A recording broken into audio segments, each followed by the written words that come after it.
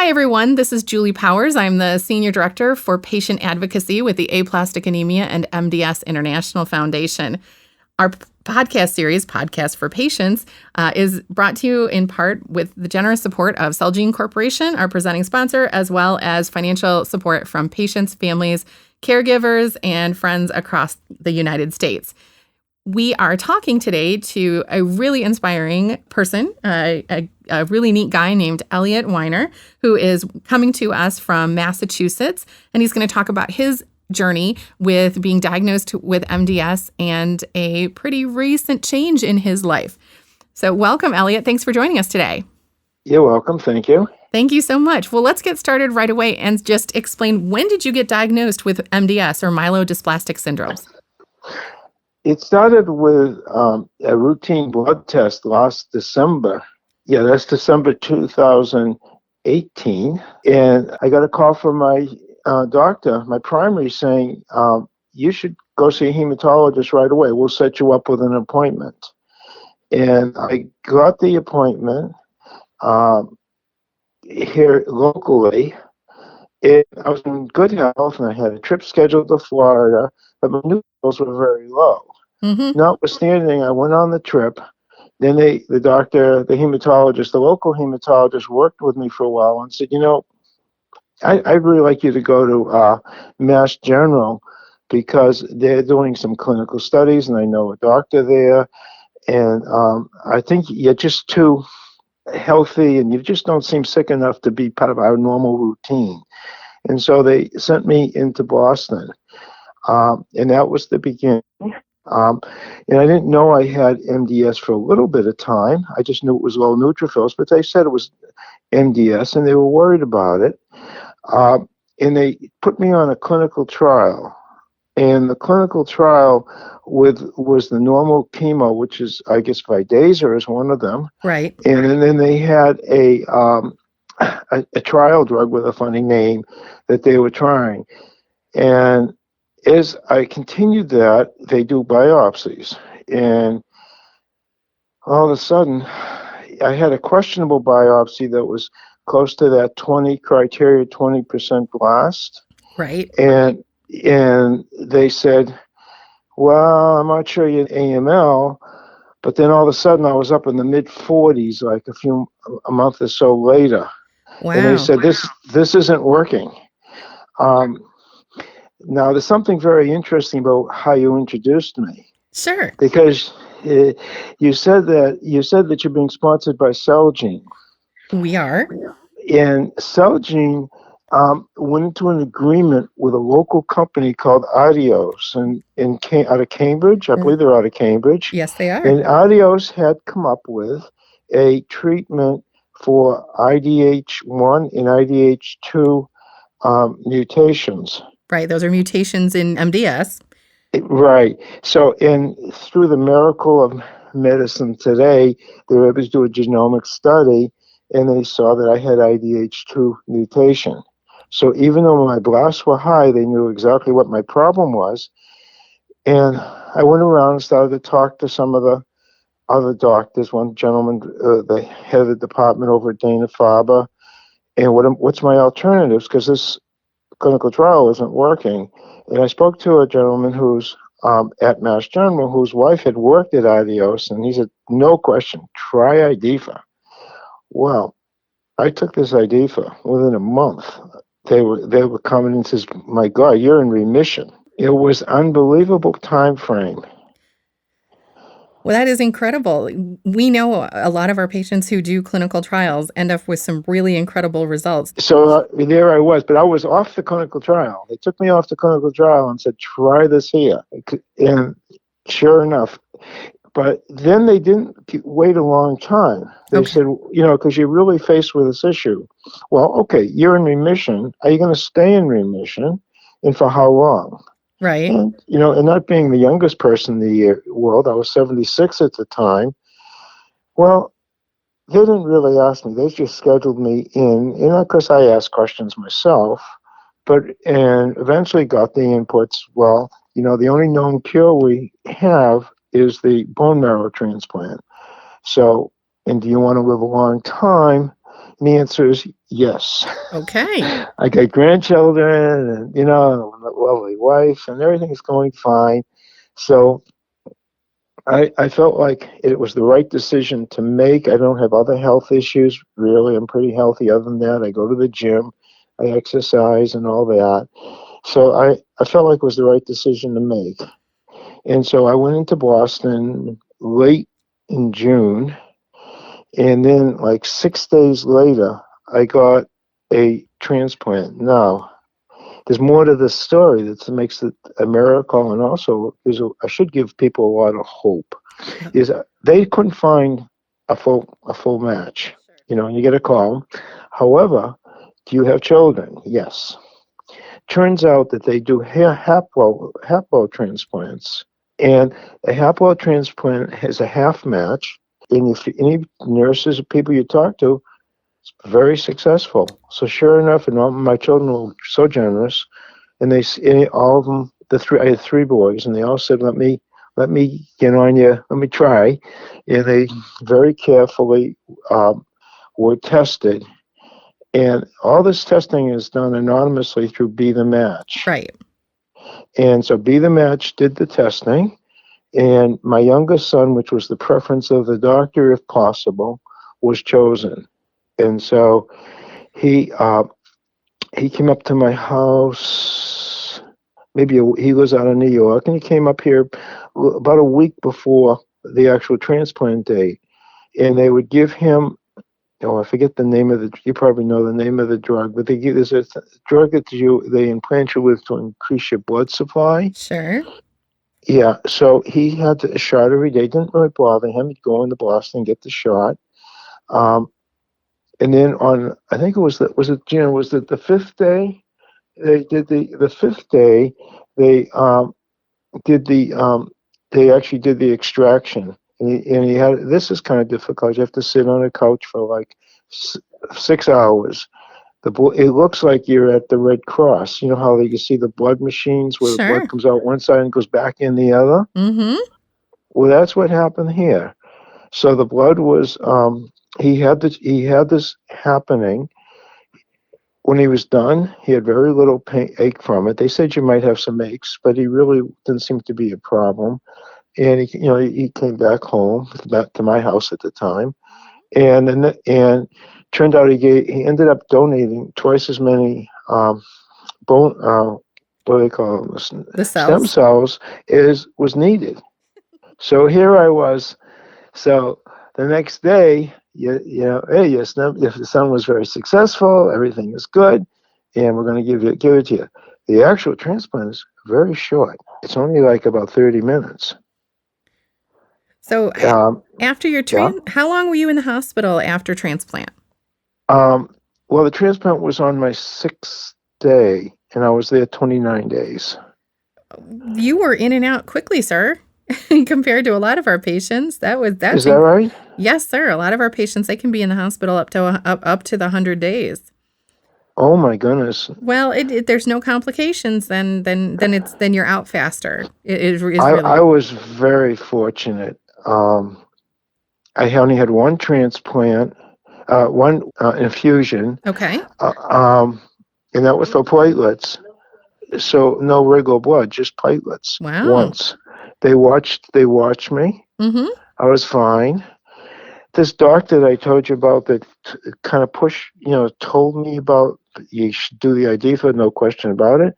He also was an active participant on where I was. And he said, the people that do the best are the ones that are active. And when you're walking on the floor, you're the it's the most active. Mm-hmm. Well, our floor had markings where you could walk you walk 7 times around, you walk a mile. It's got like 35 beds. It's all restricted area. So it was safe for you to, with your immune system. It's safe for me to go out. I didn't have to wear a mask outside the room. I just walked around. It was fantastic. I listened to music, my headset to keep me going, my Bluetooth and all, and it made it it was better, and I think it may have had something to do with my good health as I went through it. Well, so, one of the things I think we it would be really helpful for folks, obviously you went into your transplant in good condition as somebody who exercises regularly, try to eat right, maybe not too many donuts, um, you know, all the things that we try to do to keep ourselves healthy. But one of the things I think that it'd be maybe fun to talk about, not obviously you have a good relationship with your family and, with all three of your kids getting tested. But what things did you do? You listened to music to keep your spirits up. What else? Who else is in your support team? Well, I did have, my wife was fabulous, and she came in most of the time, but we didn't want to burden her because we are a little distance away. My children I have one child that lives like 10 minutes away, and he came in virtually daily. It was fabulous. And my other children were just good too. I mean, but I couldn't see my grandchildren. Yeah. They're too young. So they actually came up into the hallway, and we have a glass door, and I could look out and see them. I had friends that came by, and they were able to come by, which was nice. I had I have two nieces in the area that came by, and I think and just the notes and all, and just maybe in my spirit, but and the nurses are just very encouraging, very helpful. Great. Anything, ring the bell, and you don't like you're bothering them. They want to help you, and so it all helps. That's great. So, you had your transplant. That was in August, right? August of 2019. Right. I should also mention they have single rooms. It's awfully nice. And a TV, and I had I had an iPad in the room for myself with Wi-Fi, so I could watch a video here and there if I wanted to. So I had all these things going for me. So you really went to like Transplant Club Med, is what you're saying? You really want me to be honest? I was on the 10th floor, July 4th. I could see the fireworks from Boston. Oh, it was good. I love it. I love that, even in the days that might not have been so easy, you're finding those positive moments. I bet that had a lot to do with your recovery. I think so. And, I think there was one night that I was really sick, and the chemo really, even though you're having chemo, it didn't really bother me that much. So it wasn't a miserable experience. And I think that's important to say. It was not a miserable experience, because people think of chemo and how sick you're going to be. Never happened. Really sick. Okay. I think I threw up once, maybe, in the whole time. It was really nothing. Wow, that's inspiring. Yeah. Well, and really, that's why we want to do these podcasts, is because we know that there's so many myths out there about what it's going to be like, and every patient's experience is different. The one thing I do want to mention too that was kind of difficult for me to understand is you're doing your chemo and they're getting you ready, and you think, oh, your blood cells are going to be killed and you're all set. Right. Okay, well, guess what? You get your transplant and you find out that you're subject to 2 more days of intense chemo. What? With new blood? It doesn't make sense, but it did. And what's happened in the industry, in the medical field, is they found out that you have to do an extra radiation after the transplant. And that's what, I'm sure all transplants are different types, but for my type, I was well into the AML class, remember, acute myeloid leukemia. That's how they treat it now. And one of the doctors that was involved with that, developing that protocol, was from Johns Hopkins. He happened to be there. And I said to him, how come your website says you do it once after it? And he said, no, we found it doing it twice is better. And I had it for 2 days. Wow. Okay. So you just keep learning. And that was very comforting to know that these weren't arbitrary. These were things that they found may have for better results. Well, I think that's important. And I think it kind of goes back to what you were saying about, you ended up in the clinical trial, for the IDH1, IDH2 mutation. And while it worked, but then, your blast count increased, flipping you from MDS to AML. And so there's a new, that's when obviously the transplant option became a viable option for you based on your condition. So And based on that remission, and based on the fact that my drug that I got was approved a year and a half ago by the FDA. That's how quick it was. It is always changing, and we're always excited when we talk to patients like you who've done clinical trials, because clinical trials really are the hope of the future for patients. And we are, Right. we always are talking to pharmaceutical companies and patients about the importance of, if you are able and it is appropriate to your health condition, to do clinical trials, because the more we know, this is how we learn, is when we try different treatment options and folks are willing to, give it a go. I did, and I'm very grateful to Celgene, who you mentioned earlier. And right now, I am. They when you finish, you say, well, you're all set. Your mutation is gone, which is true. Right. However, they wanted to do a clinical trial to see if by continuing the same drug, it would do better. Okay. And so I'm on that clinical trial now. It's for a year. Neat. So far, I'm 6 months into it, and the results are great. So, but real quick, just I think maybe to wrap up, you were diagnosed just a little over a year ago, 13 months ago. And in, let me do the math, in August, so 5 months ago, you had a bone marrow. In July 3rd, yeah. And you got out of the hospital less than a month later. Yep. And if I recall right, didn't you call us from the gym the other day? I might have. Yeah, I'm not going to give up. Yeah, life still goes on. I'm back to where I was for a while. It's interesting. When I first went back to the gym, where they were kind of being cautious and saying, well, stay away from the locker room and don't get any germs. We have a nice track. I walked the track. I actually got out in the summer, which is wonderful, because I could walk in my neighborhood. Sure. And then as the weather gets bad, you don't want to do that. I could walk on the track. I'd stay away from the things they told me to stay away from. And then as time goes on, you start to migrate back. Now I'm totally myself. I'm no different than before I went in. That's amazing. And it is so good to hear. And, I think that's really inspirational for folks, and to think about it, you don't always think that your children might be your match for a transplant. And in this case, your son was. My son saved my life. I think this is it's a neat story, and I think it's one that as time goes on and as we learn more, whether it's through clinical trial or looking at data, more and more patients who are over 40 will be doing transplant to treat their disease, and will have the same successful outcomes that you are having. So we were just hoping that we can I make a comment on that? You go right ahead. My doctor, God bless him, he had to fight for me to get the transplant, because I was 76 and they had a cutoff of 75.